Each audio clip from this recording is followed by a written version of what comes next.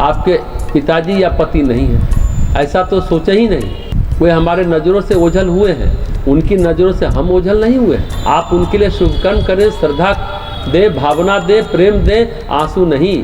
आपकी विकलता उनको विकल करेगी, आपकी परेशानी उनको पीड़ित करेगी। वैसे भी जीवात्मा किसी बीमारी या किसी और कष्ट से मरा है, पीड़ा में मरे, प्रताड़ना में मरे, परेशानी में मरे तो क्या होता है, उस बीमारी की पीड़ा हमें कई दिनों तक पीड़ित करती रहती है। इंग्लैंड में एक विद्वान लेखक एलेक्सिस कैरल ने लिखा है कि द्वितीय विश्व युद्ध में एक सिपाही के पैर का अंगूठा कट गया, पर उसे लगता था कि अंगूठा है, उसे अंगूठे के होने के सेंसेशन भी होते थे। डॉक्टर ने कहा अंगूठा नहीं है, तो सिपाही बोलता था झूठ बोलते हैं, अंगूठा है।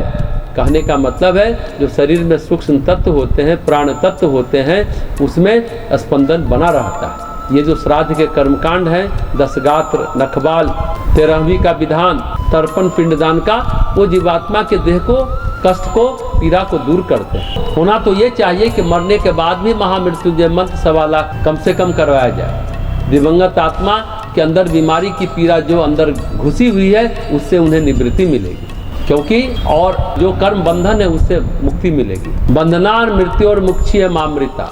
बंधनात् भी है कि एक बंधन खुले, बंधनान बहुवचन है, सभी बंधन खुले।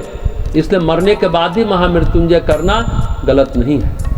जो भी व्रत जब करते हैं, शुभ कर्म करते हैं, वो हमें सुकून देती है, पॉजिटिव एनर्जी देती है, शांति देती है, पीड़ा से मुक्ति देती है। अगर हम अपने प्रियजनों के लिए ऐसा कुछ करते हैं तो उन्हें आनंद प्राप्त होता है। उनसे अगर शुभ कर्म जुड़ते हैं तो उनका स्थान ऊंचा होता है, कर्मिक रूप से ऊंचा उठते चले जाते हैं। तो महत्वपूर्ण बात यह है कि हम उनके लिए आंसू बहा रहे हैं या उनके निमित्त शुभ कर्म कर रहे हैं। महत्वपूर्ण बात यह है। श्रद्धा संवाद का सूत्र है। हमें श्रद्धापूर्वक शुभ कर्म करना चाहिए, शुभ भावनाएं देनी चाहिए, प्रेम करना चाहिए, उनके कल्याण की कामना करनी चाहिए। वे कहीं भी हों, जहाँ भी हों, वहाँ तक हमारी संवेदना पहुँचे।